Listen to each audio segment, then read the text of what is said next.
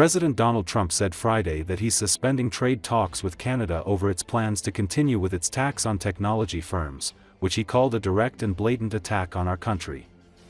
According to Associated Press, Trump, in a post on his social media network, said Canada had just informed the U.S. that it was sticking to its plan to impose the digital services tax, which applies to Canadian and foreign businesses that engage with online users in Canada. The tax is set to go into effect Monday. Based on this egregious tax, we are hereby terminating all discussions on trade with Canada, effective immediately.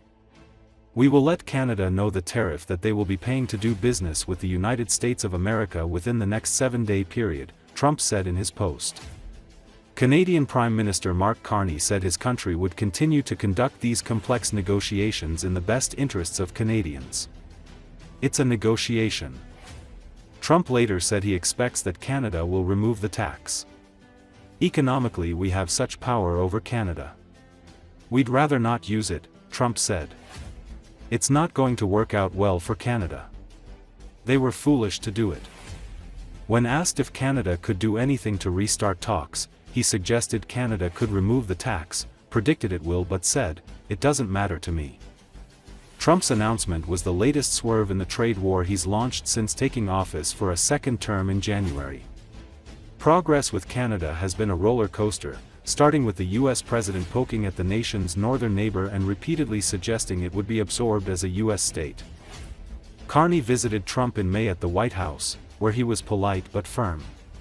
Trump last week traveled to Canada for the G7 summit in Alberta, where Carney said that Canada and the U.S. had set a 30-day deadline for trade talks. The digital services tax will hit companies including Amazon, Google, Meta, Uber, and Airbnb with a 3% levy on revenue from Canadian users. So Canada and the U.S. are in trade talks, and as recently as earlier this month at the G7 summit in Canada, Carney, the Prime Minister of Canada, said that they set a 30-day deadline to reach a deal, to put pressure to get a deal done, so that Canada would avoid tariffs in trade between the two large trading partners. There was a digital tax against big tech companies set to be implemented in a couple of days in Canada on Amazon, Google, Facebook, etc. That was supposed to go into effect in a couple of days on June 30th. Trump, I guess, got wind of this, or is putting pressure in the trade talks to get that removed. So he posted on his social media that he's ended all trade talks with Canada. So Canada put a charge on some of our companies, and Canada's been a very difficult country to deal with over the years. We hear Canada, we have a great relationship with the people of Canada, but it's been very difficult. And they put a charge, and they were a little bit early, we found out about it. So, and we have all the cards. We have every single one. We don't want to do anything bad, but they have, economically, we have such power over Canada. I'd rather not use it, but they did something with our tech companies today, trying to copy Europe. They copied Europe. It's not going to work out well for Europe either, and it's not going to work out well for Canada. Carney, in response, said this is part of the negotiation. And Trump just said in the Oval Office that he expects that Canada will remove the digital services tax on American big tech companies. We'll see if Canada does that. It's quite possible that they will, as part of a larger renegotiation of trade talks in an effort to get rid of tariffs on Canadian goods. On Canada specifically, why are you deciding to end trade talks with Canada, and what rate are you looking to set? So Canada put a charge on some of our companies, and Canada's been a very difficult country to deal with over the years. We hear Canada, we have a great relationship with the people of Canada, but it's been very difficult. And they put a charge, and they were a little bit early, we found out about it. So, and we have all the cards. We have every single one. We don't want to do anything bad, but they have, economically, we have such power over Canada.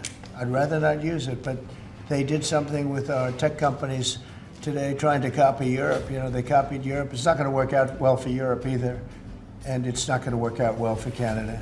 They were foolish to do it.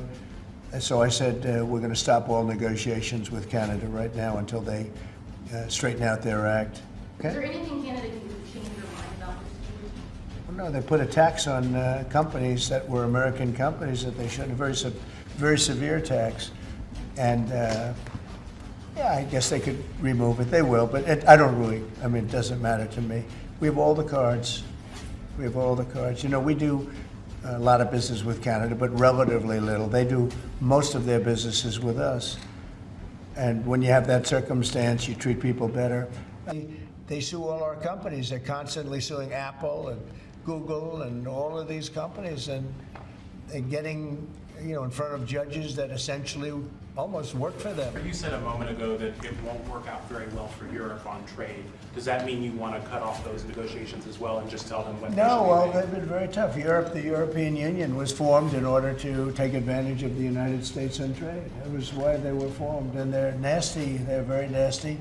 We have a good relationship. I'm dealing with Ursula right now and the group, but it's a very tough situation. They have been unbelievably bad to us. If you look at past precedents, they've treated them very badly.